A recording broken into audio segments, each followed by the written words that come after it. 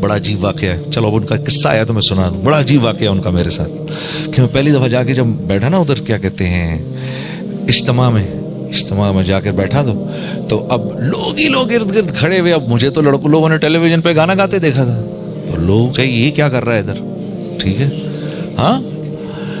تو اب وہ آ کر اب میرے سے کوئی آ کے کچھ پوچھے. میں اس لوگوں کے سوالوں سے تنگ آ رہا, مجھے سمجھ میں نہ آئے میں کیا کروں کہ اتنی دیر میں یہ ڈاکٹر صاحب آ کے میرے سامنے بیٹھ گئے. اب میرے سامنے وہ جو جنید غنی میرا دوست تھے, وہ ان کو جنید غنی صاحب لے آئے, ڈاکٹر بلند اقبال صاحب کو بولا. ڈاکٹر صاحب بیٹھے ہوئے, ڈاکٹر صاحب میرے سے بات کر رہے.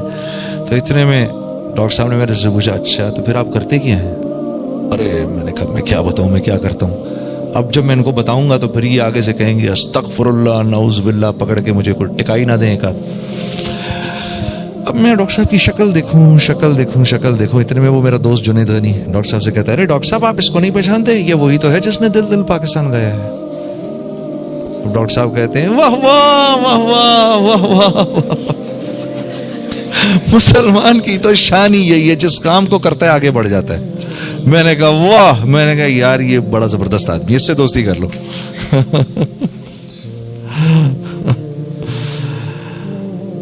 اللہ کی شان. تو عزیز دوستو, یہ تو بات سمجھ میں آ نہیں سکتی جب تک اس محنت میں لگیں گے نہیں, جب تک دعوت کے بول بولیں گے نہیں. اللہ کی منشا تو سمجھ میں آ نہیں سکتی. اللہ چاہ کیا رہے ہیں, اوپر ہی اوپر پوری زندگی گزر جائے گی ایسے کر کے, اور نیچے اللہ کی منشا جانے بغیر پوری زندگی گزر جائے گی. ہاں, اور انسان جیسے میں نے آپ سے کہا بنایا اللہ نے اپنے لیے ہے. ساری کی ساری کائنات کو اللہ نے بنایا میرے لیے اور مجھے بنایا اپنے لیے, ٹھیک ہے. میں ان گاڑیوں کے لیے نہیں بنا, یہ گاڑیاں میرے لیے بنی ہیں. میں اس موبائل فون کے لیے نہیں بنا, یہ میرے لیے بنا ہے. اگر میں انسان اس کو استعمال کرنا چھوڑ دیں تو یہ تو لوہے کے بھاؤ بکے گا. ایسا ہی ہے, کون خریدے گا اس کو؟ دیکھو نا, جس چیز کو انسان استعمال کرنا چھوڑ دے اس کی قیمت 0/0 ہو جاتی ہے. گھر کو چھوڑ دیجئے آپ, گھر ویران ہو جائے گا, بے قیمت ہو جائے گا. گاڑی چلانا چھوڑی ہم نے, وہ بے قیمت ہو جائے گی, لوہے کے بھاؤ بکے گی. جس گاڑی کو ہم خریدتے ہیں زیادہ اس کی قیمت بڑھتی جاتی ہے. تو کائنات بنی انسان کے لیے, یہ سب کچھ میرے لیے بنا ہے. یہ سورج چاند ستارے میرے لیے ہیں. انسان کو نکال دو اس کائنات سے تو یہ کائنات تو بے رنگ ہو جائے گی بالکل. اس کائنات کو استعمال کرنے والا کوئی نہیں رہے گا. جانوروں کو نہیں پتا کائنات کو کیسے استعمال کر رہے ہیں, پتا ہے آپ کو؟ جانوروں کو نہیں پتا, مرغی کو نہیں پتا میں نے بکری کا کیا استعمال کرنا ہے, بکری کو نہیں پتا میں نے مرغی کا کیا استعمال کرنا ہے, گھوڑے کو نہیں پتا اونٹ کا کیا استعمال ہے, اونٹ کو نہیں پتا ہاتھی کا کیا استعمال ہے, کچھ نہیں پتا. اس کائنات میں انسان کے علاوہ جتنی مخلوق ہے اس کو صرف اتنا ملتا ہے کہ وہ اس پہ زندہ رہے, بس. یہی حال کافر کا بھی ہے. کافر کو بھی صرف اتنا ملتا ہے جتنے پہ وہ زندہ رہے, اس لیے کئی بار اللہ نے ہمارے نبی کو منع فرمایا, نہیں آپ ان کو دیکھ کر یہ نہ سوچئے کہ ان کے پاس سب کچھ ہے, یہ کچھ بھی نہیں ہے ان کے پاس, اور یہ جتنا کچھ بھی ہے یہ بھی تھوڑی دیر کے لیے ہے.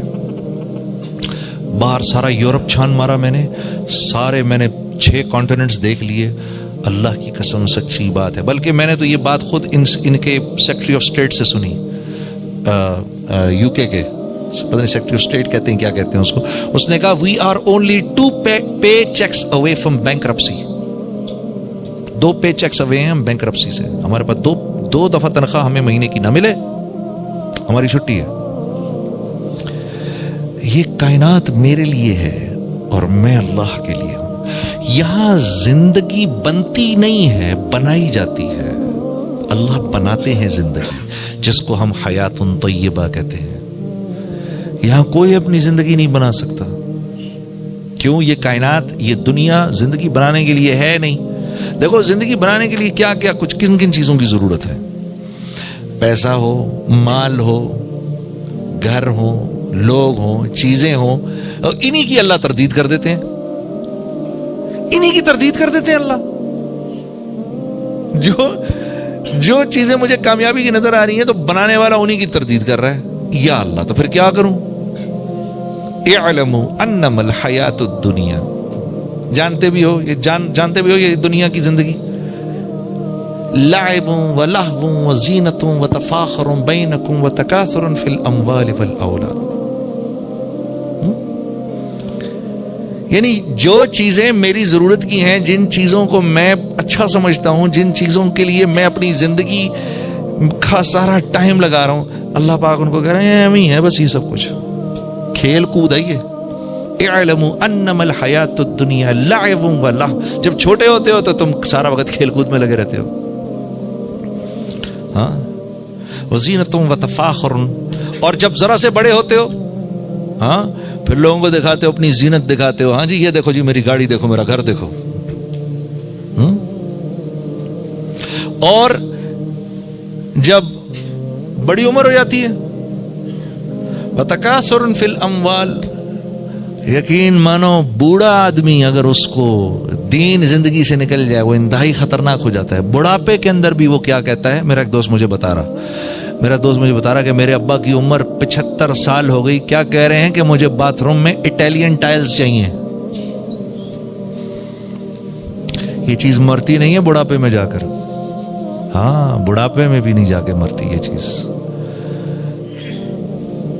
بڑھاپے میں جب آدمی پہنچتا ہے، ہاں، تو جوانی میں کیا دکھاتا ہے، میری گاڑی دیکھو، میرا گھر دیکھو، میرا بزنس دیکھو، اللہ فرما رہے ہیں، اور پھر بڑھاپے میں جا کر کہتا ہے او میری دولت دیکھو، میرے بیٹے دیکھو، میرے بچے دیکھو، میرا یہ دیکھو، میرا وہ دیکھو۔ کمثل غیث اعجب الکفار نباتہ ثم یہیج فتراہ مصفرا ثم یکون حطاما، اللہ فرما رہے ہیں یہ جو چیزیں تمہیں پسند آ رہی ہیں، تمہیں اس کی حقیقت پتہ کیا ہے؟ اس کی حقیقت کیا ہے؟ اس کی حقیقت یہ ہے، سنو، کہ جیسے ایک کھیت ہے نا، اس میں زمین کا ٹکڑا ہے، اس میں کھیت کھلیان ہرا بھرا تمہیں نظر آ رہا ہے، لیکن وہ جو نیچے سے اس کی جڑ پیلی ہو رہی ہے وہ تم نہیں دیکھ رہے، وہ جو نیچے سے اس کی جڑ پیلی ہو رہی ہے وہ تم نہیں دیکھ رہے، ہاں ابھی دیکھنا، ابھی جڑ پیلی ہوئی ہے، ابھی پوری کی پوری ٹہنی پیلی ہو جائے گی، کمزور ہو جائے گی، پھر ہوا کے جھونکے چلیں گے جو اس پورے کے پورے کھیت کو اڑا کے ایسے لے جائیں گے، زمین ایسے سپاٹ ہو جائے گی جیسے بیج بونے سے پہلے تھی۔ یہ حقیقت ہے تیری اس دنیا کی جس پر تو فخر کر رہا ہے۔ تو اب میں کیا کروں یا اللہ، اب میں کیا کروں؟ ساری دنیا تو یہ کہہ رہی ہے، جس کے پاس مال ہے، جس کے پاس دولت ہے، جس کے پاس شہرت ہے، یا اللہ ساری دنیا تو یہ کہہ رہی ہے کہ یہ ایک کامیاب انسان ہے، ساری دنیا مجھے یہ کہہ رہی ہے یہ کامیاب انسان ہے، آپ کہہ رہے ہیں کہ یہ سب بیکار ہے،